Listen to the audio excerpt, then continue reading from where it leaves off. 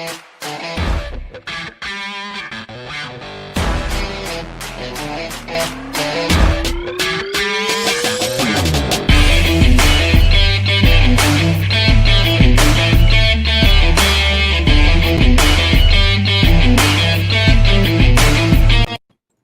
literally cannot help but to jam out to that guitar riff every time the intro hits. Welcome back. I'm Ethan Micheal, your friendly neighborhood atheist, and alongside me is Taylor, the Antibot. Taylor, how are you? Good. How are you? I'm doing well.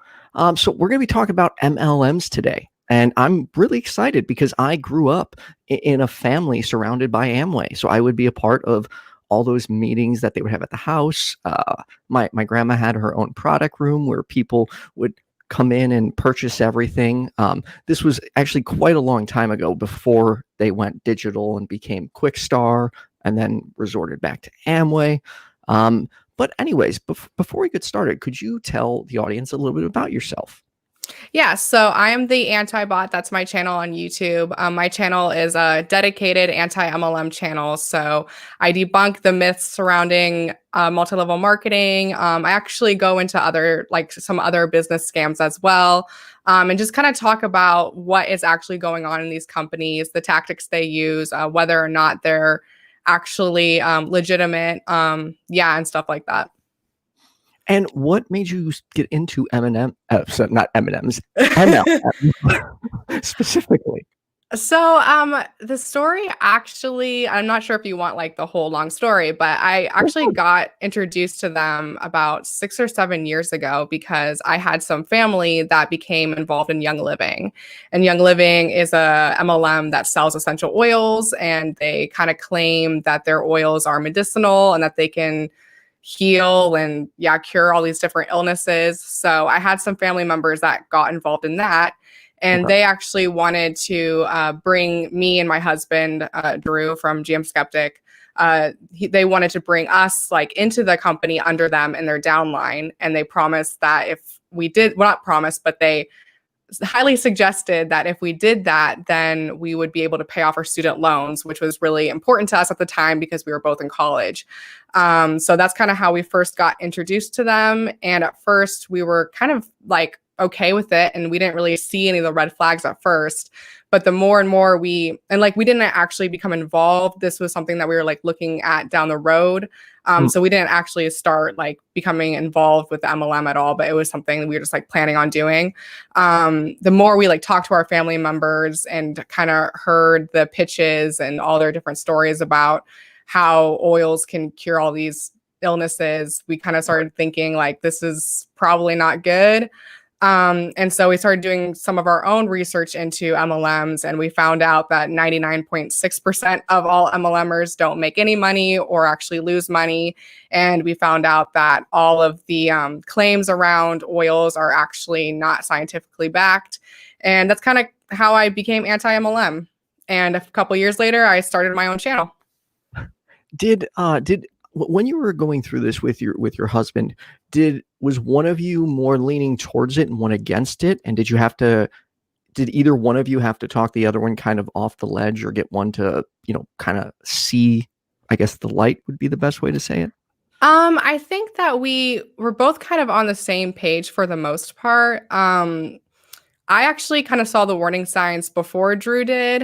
And I researched on my own, and then I showed him some of the things I was finding on the internet, and that got him kind of thinking that this wasn't good too. So I guess I initially was the one that was more against it, but it kind of like was along the same timeline. Okay. And for those that are unfamiliar with what multi-level marketing is, could you give a brief explanation of it? So multi-level marketing, MLM companies are companies that don't use a salaried sales force. So instead of getting salesmen and doing advertising, they hire people or not that they hire, but they have this opportunity, as they call it, for people to become independent business owners, but they don't actually pay them anything. They're not salaried, and they make a commission off of what they sell to outside customers. And they can also hire people under them into their downline. And not only do they make a commission off of what they sell to outside customers, but they also make a commission off of what their downline sells to outside customers. Or they make a commission off of what their downline purchases from themselves, which is more often what happens. So that's kind of how it becomes that pyramid-like structure. They're very, very similar to pyramid schemes. They're not completely the same because with pyramid schemes, there's no actual product. It's just someone saying like, hey, can you invest $50? And then you find 3 people to invest $50. With MLMs, there's actually a product involved. And that's what technically like makes it legal, although it operates pretty much the same as a pyramid scheme in that most everyone loses money. So a common objection I've heard is that when you comparing MLMs to, you can't really compare an MLM to a pyramid scheme because you could also make that same assessment by a corporation because the person on top makes all the money and the people at the bottom don't make the money. What do you think about that? I've heard that one a lot too. So what I say to that is that the difference is employees at the bottom are still making minimum wage. And I know in the US we have a minimum wage problem, but they're still guaranteed a specific salary. With MLMs, you're not guaranteed anything. And so what we see is that few people at the top are making 90% of what's made in an MLM while everyone else is losing money. So it's really not the same comparison. And also the people that are hired into a traditional company, they're hired for specific roles like accounting or operations, like you're going to do a specific job. With an MLM, they're just hiring an endless chain of salespeople, which really doesn't make sense because then you're just saturating the market. Right. Earlier you said that 99.6% don't make, is that any money or aren't successful? They don't make any money or they actually lose money. Wow. That's a rather high percentage of people. Why do you think with such a low success rate, they're able to keep people inside of them spending money? So there's a lot of tactics that are used, and people actually compare MLMs to cults, and there's actually cult psychologists who label MLMs as commercial cults. So they use a lot of like deceptive tactics to get people involved. They tell them, no matter if you're not making any money right now, just, hold in there. Eventually it's going to pay off. Eventually you're going to start seeing that turnaround and you're going to start making money. And there's this dream, right? So like when they try to get anyone involved in the MLM in the first place, they sell them this dream of what it's going to be like once you're in the MLM. You're going to be making so much money. You're going to have all this time freedom. You're going to be able to spend time with your family and friends. And so people really attach themselves to that idea. And they think that as long as they keep, holding on and they keep working, that eventually they'll be making that money and they'll be able to achieve that life. So it's really selling them a dream that they'll never achieve, but they have that idea in their head. So are you saying, or sorry, was that doctor saying that all MLMs are cults or some yeah, I keep getting tongue twisted. I know it's hard to say. I don't know, because that sometimes seems like such a harsh term to use because people, most of them are, in my opinion, they're genuinely trying to be successful. At least the people at the bottom are trying their hardest. So what specifically makes it a cult? Yeah, so in my opinion, they all have cult-like tendencies, but they're not all full-on cults. And we have to like distinguish between what is a cult and what is a destructive cult. And I'm actually taking that from Steve Hassan. And he's the cult psychologist that labels MLMs as commercial cults. But there's an entire criteria, and he has the BITE model, which stands for behavior, information, thought, and emotion control. And there's a list of different attributes that if any sort of group or organization hits all those attributes on the list, then that means that they're more likely to be a destructive cult. So some of those things on the list are like keeping information hidden, which MLMs definitely do because they are never upfront about the actual failure rate of anyone that joins. an insider versus outsider group. So in a lot of MLMs, they kind of create this bubble where they really want their participants only talking to other people that are in MLMs. And if someone has like family or friends that are critical of MLMs, the MLM will tell them to distance themselves from those family members. So it's really creating this like us versus them narrative. Things like love bombing, when they're trying to get someone to join, a lot of the time they'll like hit them with a bunch of just good things about them to try to make them feel good so that they'll be more open and receptive to joining. There's a bunch of other criteria too that a lot of them meet. Yeah, I have noticed that, and this isn't true with everyone I've met, but in a lot of scenarios where you're talking to someone and you're just asking questions and they get defensive, and then before you know it, they're saying you're not being supportive of what they're doing. And I don't understand that, because, for example, when I was running a DJ business, I had most of my friends were incredibly supportive, but when people asked me challenging questions or wanted more information, I didn't distance myself from them. So why do you think that's happening so much? Is this really ingrained in all these MLMs to get you to stay away from people who disagree with you? I would say to a certain extent, it is ingrained in most MLMs. I think different MLMs kind of do that to a different degree. But it's so that their members aren't hearing any dissenting information.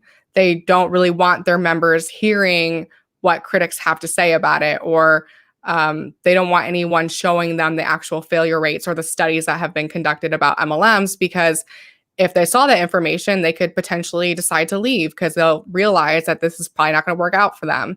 And the MLM is only sustained by their distributors, thousands and thousands of distributors or of independent business owners, because these distributors are actually their customers.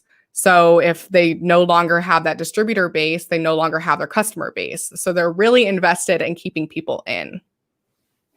What about to the people that are, and granted it's rare, but there are people who make it and swear by it. Is there a downfall if you're one of those people in continuing working within an MLM if you're successful? So that's kind of a tricky thing, because I don't want to be telling anyone, that what they should or should not do. But in my opinion, if you are one of those successful people, I do have to question then how many people are in your downline. And of those people, how many people are losing money every single month? Because more likely than not, the only reason you're at the top is because you're really, really good at recruiting and you built a very, very large, extensive downline of people who statistically aren't making money, or they're probably losing money. So to me, that's not ethical. But yeah, I can't exactly tell people what to do or not to do. Is it true that they disproportionately target women? Yeah, that's definitely true. Definitely target stay-at-home moms because of the whole like working from home aspect. So I think the statistic is, I want to say 76% of everyone involved in MLMs are women. I'm pretty sure that's correct. And is that specifically because women are more likely to stay at home, or why? I guess why is that? Is it stay-at-home moms specifically? It's women in general, but we found it's more likely stay-at-home moms because of that, like being able to work from home aspect. And they also, a lot of companies, they have products that they sell that are kind of targeted towards moms who really are concerned about their kids. So it could be like something that's medicinal or just any other thing that could help them with their family. So they'll really target and say like, hey, if what you should be doing to be a good mom is to use these products on your kids, or you need to start this business so that you're bringing in some money for your family and helping your husband. So they use concerns that like moms already have and kind of use that against them. A lot of the factors you talked about reminds me of Scientology. Is there like a similarity between them? Because it seems like this association from people who disagree with you or calling them, a quote, a suppressive person. It just seems oddly similar. Yeah, there are definitely some similarities with that. And I actually have a video comparing some tactics used by MLMs with Scientology. Scientology is very, very destructive, and I don't want to compare MLMs to Scientology directly because I think Scientology is definitely more destructive in its nature. But a lot of the tactics they use, kind of creating these different insider versus outsider groups and labeling anyone that disagrees as Scientology says suppressive, and MLMs will call people like that haters. So there is kind of those similarities there for sure. And there was actually an MLM, I'm not sure if you've heard of it. It's called Nexium. It was in the news a while back. Yeah, the sex cult one. That was one of my questions. Yeah. So that a lot of people don't know because like the news didn't really cover this, but Nexium was an MLM. And its leader or its founder, Keith Raniere, incorporated aspects from the MLM industry, also with aspects from Scientology. And that created this really destructive cult that ended up being a human trafficking ring, and he was arrested for human trafficking. So while Scientology is more dangerous, there are some commonalities. Well, and as I recall with Nexium, there was actually some actresses that were involved in that from, what was the show? Smallville. Yeah. Allison Mack. Yes. Yeah. And then I forgot the other one, but she seemed to have distanced herself from it successfully, or got out of it. Sarah Edmondson. She's been very outspoken about it. I think so. So how did this Nexium cult get started? Like, how do you lure people into a sex cult? Was there a product, or what was he offering? So an important thing to know about Keith Raniere, who was the founder, is that he actually had an MLM prior to starting Nexium, and it was called, oh shoot, now I can't remember what the name is. I can't remember exactly what the name of his previous MLM was, but it was kind of similar to Amway in that they were like kind of an online grocery store, kind of had a lot of different products, a little bit of everything. Okay. So he had that, and it was actually pretty successful. Consumers Byline, that's what it was called. But that was like a gigantic pyramid scheme, wasn't it? Yeah, it was found by the FTC to be a pyramid scheme and shut down. And after that, he tried to distance himself from being associated with Consumers Byline. And sorry, Drew just came in, so I got distracted. So yeah, he had that before Nexium. And Nexium was a sort of self-help professional development company. So there wasn't really any product involved. It was more of just like success services kind of thing where people would come for these programs to better themselves. And that was like their whole thing. Self-help crap. Sorry, I shouldn't say self-help crap. There's a lot of great. I think a lot of self-help is crap. So you're fine saying that. It does. It's there to me. There's a line between, you can be motivational and find ways to improve yourself, but then there's a lot of bullshit around it. Yeah. I don't think all of it is bad, but I'm very, very wary of most of it. So Nexium, like their self-help stuff was really similar to Scientology.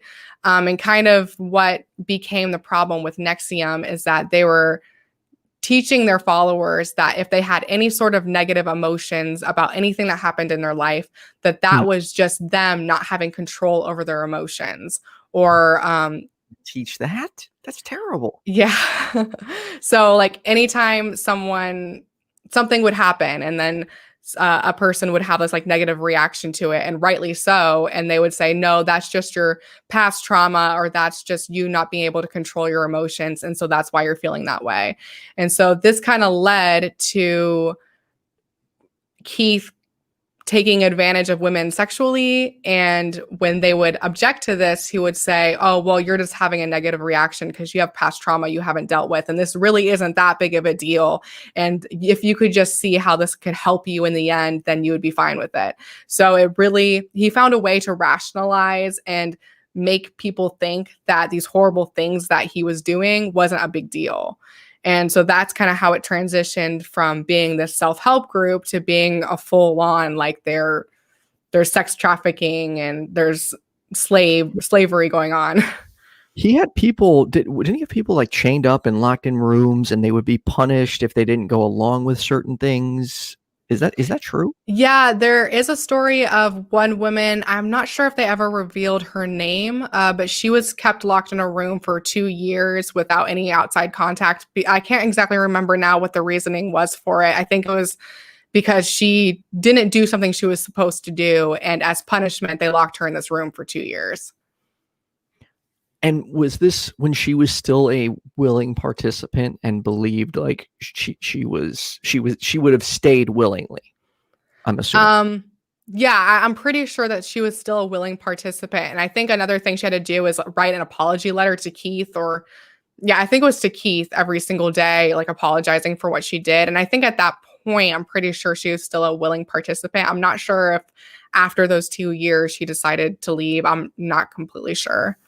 The psychological effect that must have being forced to apologize for you being punished. That's horrible. Yeah. From everything I've read, is Keith Raniere, despite being a scumbag, is a pretty brilliant guy, which is why he was able to get away with this for such a long period of time. They viewed him like a god, so to speak. Yeah. And I don't even know if I would necessarily call him a bright guy. I think that he claimed to have this like really, really high IQ, but I'm not sure if that was like ever like validated or anything. But I think he was just really, really good at manipulating people around him. And so that's how he was able to create this cult. He was really good at talking people into things. Great speaker. He's a great speaker. Yeah. Really, really like charismatic. Question from Bestname. Are you guys familiar with the boiling the frog fable? Would you say that most cults, religions, and MLMs, cons in general, happens this way? I think what she's referring to is if you, and I don't know if this is true or false, but you put a frog in warm water, and if you slowly boil it, this frog will just stay in there because it's used to the heat, and then it eventually just boils to death. Is that accurate? So say that, I'm sorry, say that. So like you start out slow. So you take a frog, you put it in lukewarm water, and then you turn the fire on. And supposedly the frog won't notice the temperature difference and will stay in it until it dies and it's boiled alive. Is that kind of similar where it starts out small and then it increases, and before you know it, you're completely in over your head? Yeah, I would definitely say that's the case for MLMs, and definitely the case for NXIVM. I mean, I think if anyone, this is something that Sarah Edmondson, who had been a very outspoken about NXIVM, she was involved with it for a very long time and eventually left. She had said, like, if anyone approached her the day she was joining NXIVM and said, hey, do you want to join a sex cult? She, of course, would have said no, but they're not going to be upfront about that. They're going to slowly introduce you to more and more things until you're so far in it. Everyone you know, all the connections you have are people inside this MLM or this cult or religion. And so leaving would be like leaving your entire life. They're going to slowly introduce you to crazier and crazier things. And I think that's definitely the case with MLMs. And that, the sex cult aside, pretty much sounds like what they all do. They want you away from your friends, they want you away from your family, and they only want you exposed to their material. So they're going to keep you essentially connected at all times. With a job, a normal job, you get to go home and disconnect.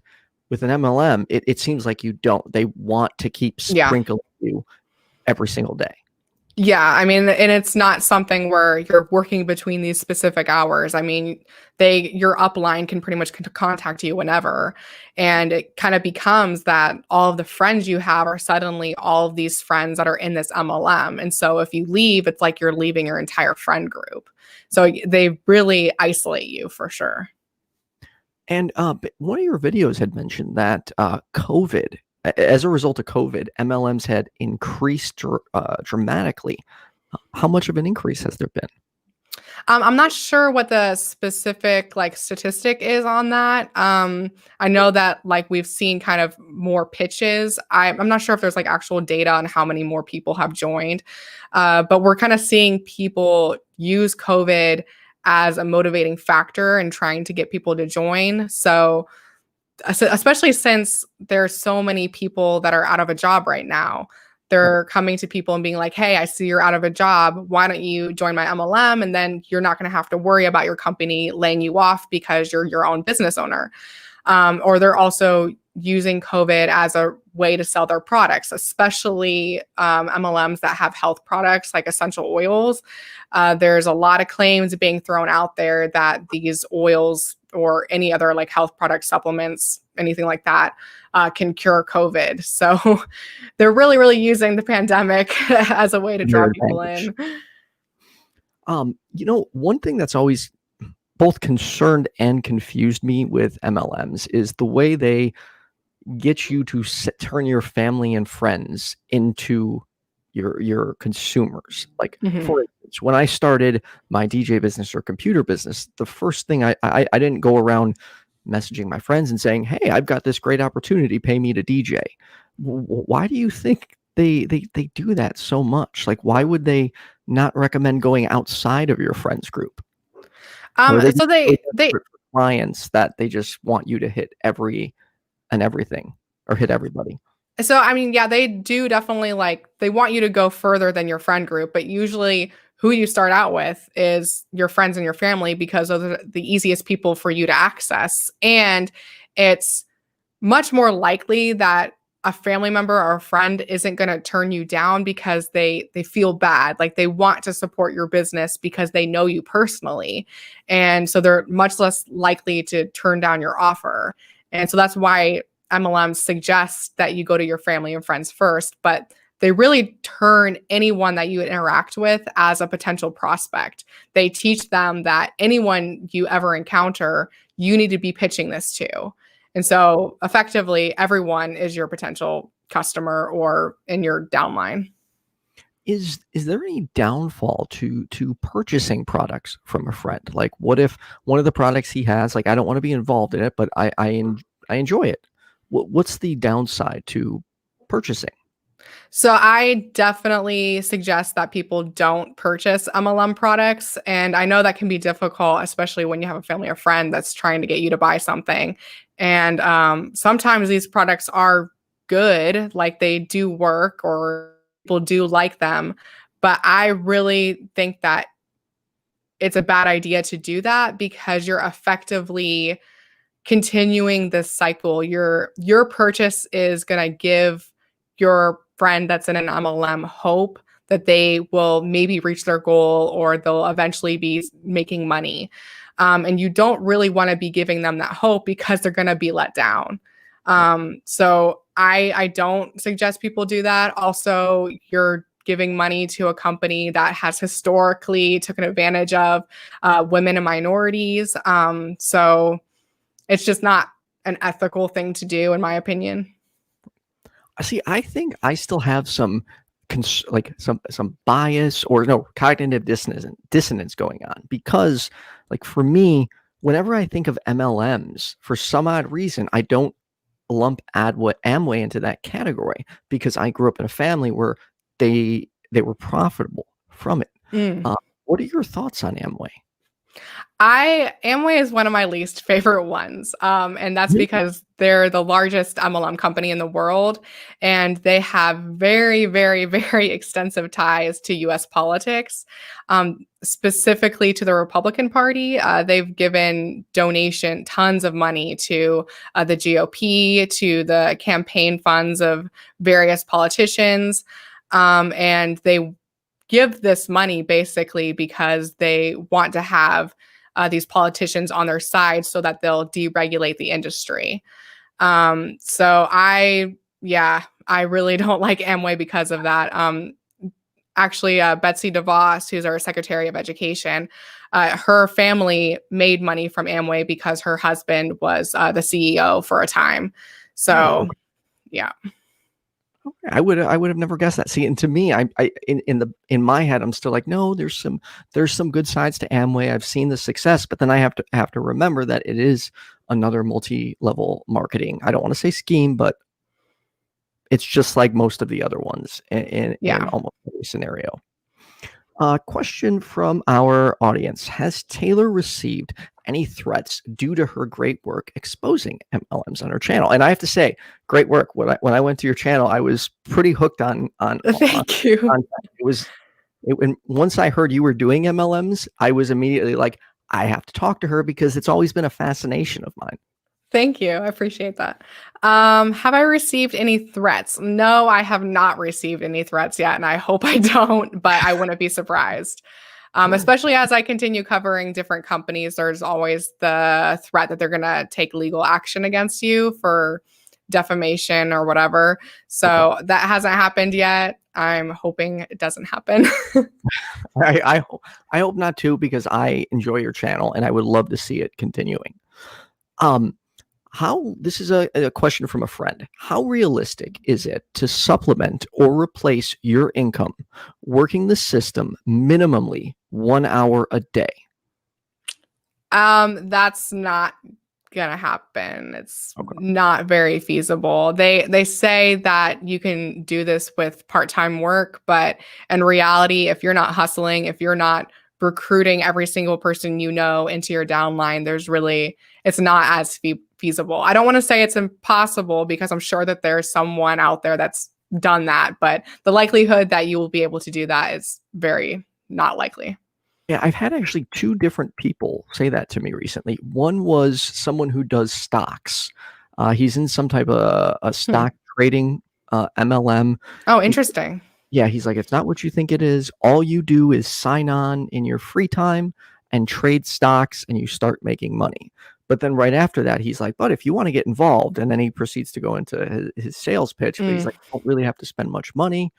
So I wish I remembered the name of the company so I could ask your thoughts on it, but I don't remember it at all. But it has something to do with trading stocks in China. Huh. That's really interesting. I'm not sure, because I actually don't know of any MLM that's like stock trading. So I'd be interested. I will, after this is over, I'm going to go ahead and I'll send him a message on Facebook, and I'll find out the name and send it to you. Okay. What do you say, or what message would you like to give to people that are either considering an MLM or are currently in one and heavily invested?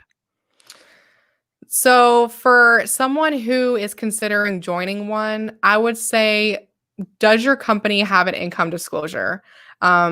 That's an important thing to start with, because there's actually no regulation that requires MLMs to produce income disclosures or like produce the failure rate, success and failure rates of their participants, but a lot of them do. So if you can get your hands on your company's income disclosure and see, how many people are actually making money, and then kind of determine, is that something that you want to pursue, having that information.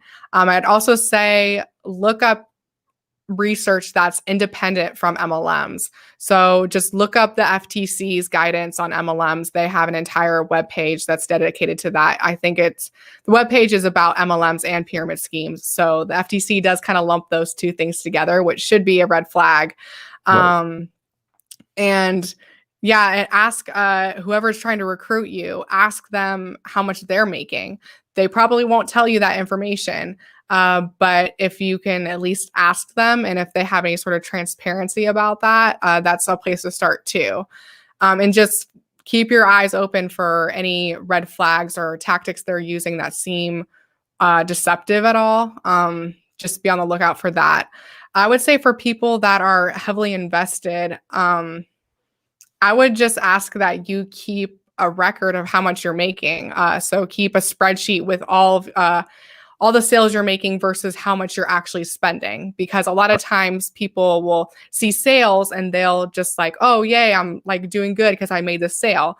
But you also have to consider, how much have you spent on buying products for yourself? How much have you spent on training materials, on advertising, on website, on going to your MLM conference. Those are all expenses that you need to include. So just keep track of that so that you can see whether or not this is actually profitable, and maybe decide, hey, if 6 months down the road, if I'm still not making money, maybe I need to consider leaving. So mark that date on your calendar so that you are aware of that and you don't just keep going on with it without realizing that this might not be a wise investment.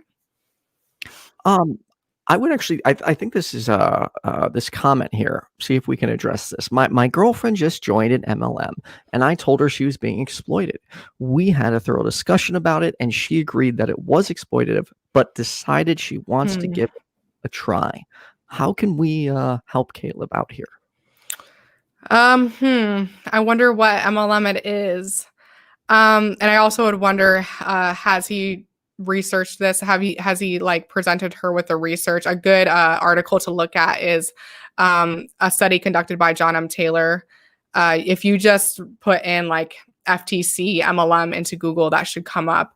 If you can maybe present her with that information, that might be helpful for her to see like outside research on it. It's kind of interesting that she thinks it's exploitive, but she still wants to give it a try. That is concerning to me because once you give it a try, they're only going to try to like suck you further in. Yeah, I just want, oh, sorry, go ahead. Pampered Chef is the one. Are you Pampered familiar? Chef. Yeah, that's it's been around for a long time. Yeah, I wonder why she agrees it's like I can't say that word right now. Exploitative. I guess. Yeah, exploitive. She agrees it's exploitive, but she still wants to give it a try. I maybe try to see what it is about it that she wants to still try it. Like, is it a friend that's getting her to join? And she feels bad, like kind of turning that down. I would maybe try to like ask her questions about why she still thinks this is a good idea and maybe get down to like the core of it. That could be helpful. If you do have any questions for the Antibot, tag me and we will get to them in just a moment. Now, in one of your videos, you talked about Ideal Health and them taking I think that's the name for they took the urine. And Yeah. Okay, what's the deal with that? What kind of company takes your urine, or what kind of multi-level marketing company takes your urine? Yeah, so Ideal Health was a supplements MLM. So their whole thing was they would have people give pee samples and then ship the sample to the company that would, I guess, analyze it and then develop like this specific supplements for you and your body. Obviously, that's kind of BS. If you're trying to send your pee anywhere, that should be a red flag. But Ideal Health was actually sold to a company called the Trump Network. It became the Trump Network, like Donald Trump. He actually he didn't own the company, but he gave them his branding, and he was heavily involved with the company. So I'm not, Trump Network isn't around anymore. I'm not sure. I can't remember. I think that Ideal Health became something else after that. But yeah. Okay, sorry. One of my friends was commenting, and I just wanted to let him know if he's in a multi-level marketing one, and I'd let him know if he has any questions to go ahead and just put it in the comments.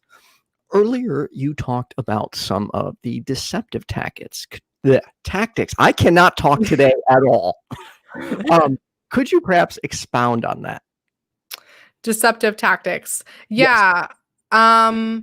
Let me just pull up the bite model because that's going to be helpful for me to see. So the bite model is really what I use to determine how much of a cult something is. So hold on one second. Let me just look at this. A determination of how much something is a cult? Yeah. So if I see. Okay, let me put that in the YouTube comments.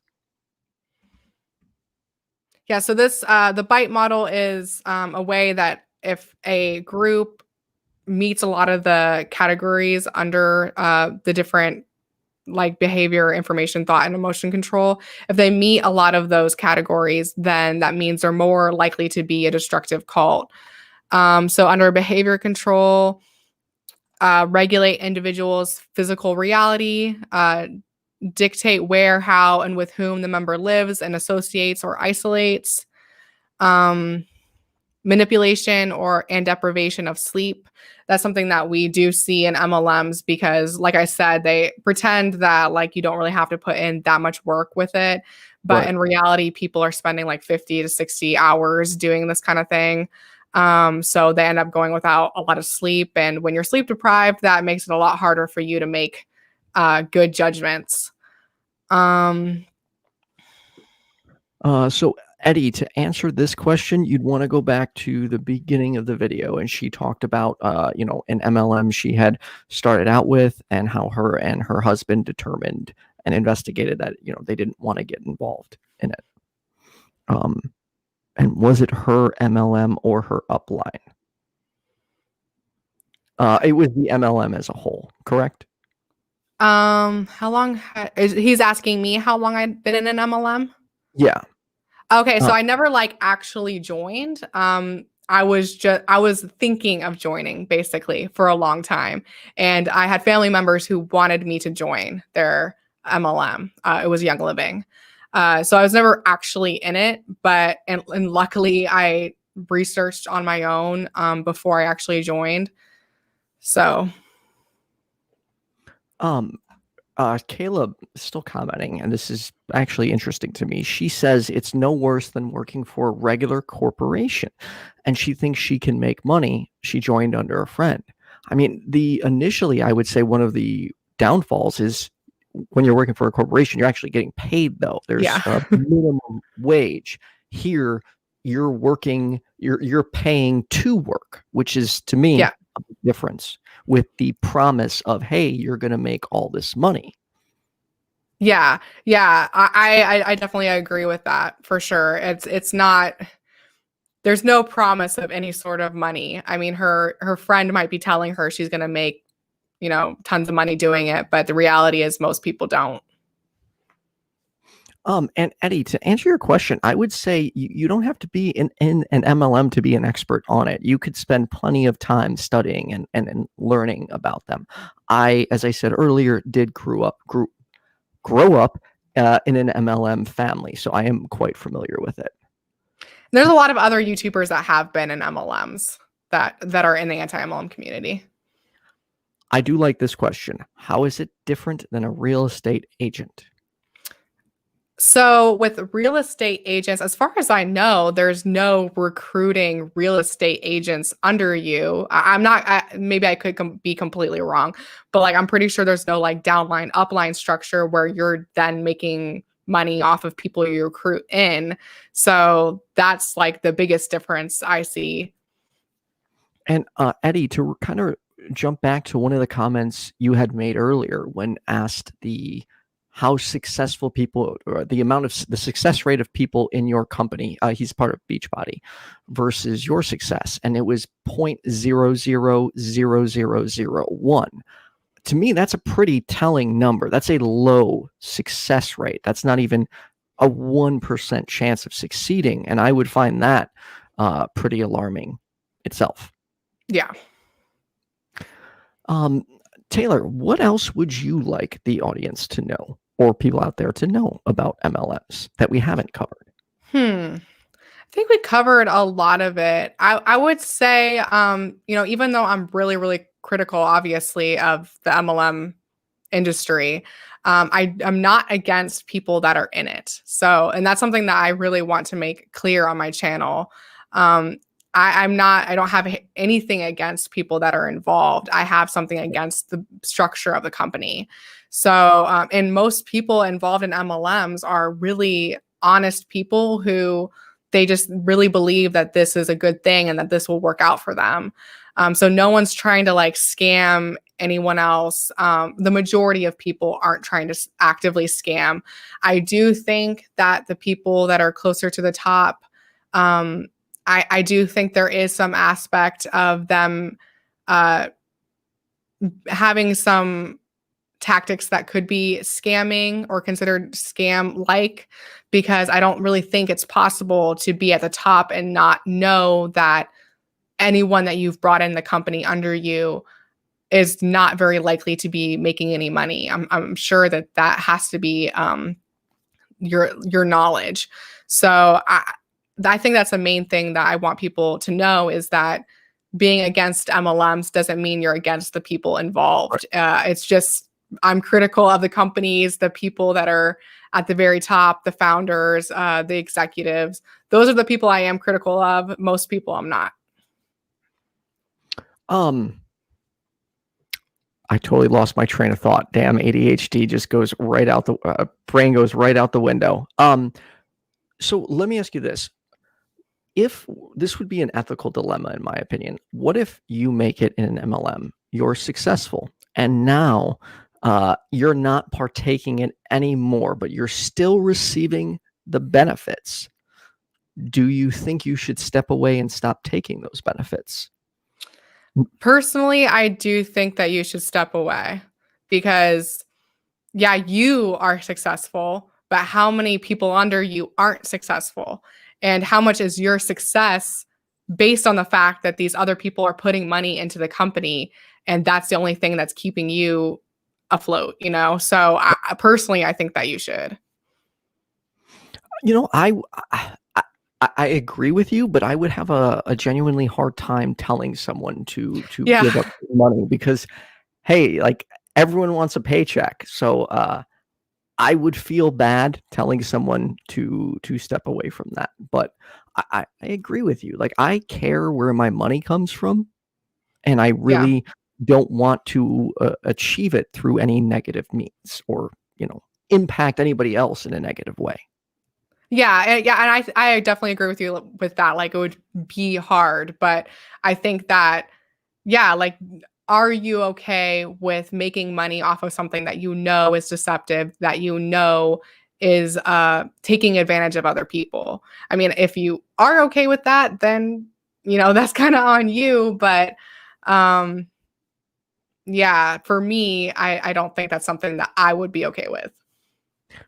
Do you find it difficult being a skeptic? And what I mean by that is, I have found that, at least in today's society, people have this impression that skeptics are just negative people. And I kind of feel like it's the opposite. Like, a lot of us are the ones trying to protect other people from bullshit, even if they don't want to see it, whether it be, religion, politics, essential oils, anything. It's psychics, mediums. Like, I actively speak out against that. And I find many people, like, hate on me over that. And I just want to look at them like, look, I'm really actually trying to help you. I'm trying to Yeah. protect you from bullshit. Don't get mad at me. Yeah. Is it difficult for you? I think that it can be difficult in that if you're speaking out against anything, if you have like an anti-stance against something, people want to automatically think that you're very negative, or that you're hateful, or that you have nothing good to talk about. So you're just like digging at other people. And Right. that's really not the case. I mean, for me, it's just, I want to protect people from these companies that I find deceptive. I want to protect them from being taken advantage of. It's me trying to bring light to a situation that is happening and is really, really prevalent in the United States, and say, hey, this is a problem. We should look at this further. So I think it is difficult in that I don't want people to think that, like, I'm just being hateful and that I'm, not being positive. And that's not the case at all. Eddie, a lot of the questions you're asking were answered in the beginning of the video regarding, like, deceptive tactics and things like that. So if you rewind back, you'll see us talking about that. Taylor, what else you got going on? I just hit 10,000 subscribers on the Antibot. So that's been my big thing lately. I'm planning on doing a Q&A for my audience to ask some questions about me, because I haven't really, like, gotten very personal yet. So that's next on my radar. That's awesome. Do you have a regular day you upload videos, or is it just kind of whenever? Like, how long of a time period in between videos? What's your plan? So I don't have a regular day that I upload. I'm really, really trying to work at that because I think it is better for my audience to know when to expect things to come out. Right now, I'm making a video about every 2 weeks, which can seem like a long period of time, but with scripting my videos and doing all the research and filming and editing, it usually ends up taking that long for me to get a video out. I'm trying to make that faster, and hopefully I'll get more of a routine in. Okay. Well, sweet, because I would like to see more of your videos. Hopefully I'll be able to get there. Real quick for everyone watching, I just want to put my schedule out there. Tonight at 9 p.m., I'll be sitting down with Hannah Vaughn, and we talk mental health and intimacy. And then Sunday, Jenna Belk and I at 11 a.m. on the Ethan and Jenna show, we'll be talking mental health and politics. That will be an interesting one. Anyways, Taylor, I wanted to thank you for doing this. Yeah, thank you so much for having me on. This is awesome. You can, for those watching, you can check out, I have her links in the description. You can find her on Twitter. And if you want more multi-level marketing information, please go to her YouTube channel. I highly recommend checking it out. I binge watched all of her videos in the past 24 hours. I highly recommend them. Also, thank you to my patrons, Cindy, Kenneth, Kathy, Ian, Best Name Ever, and the Blazing Wizard Pope. And everyone be safe out there and wear a mask. Yes, wear a mask. All right, stay on the line for 1 second, Taylor. Good night, everyone.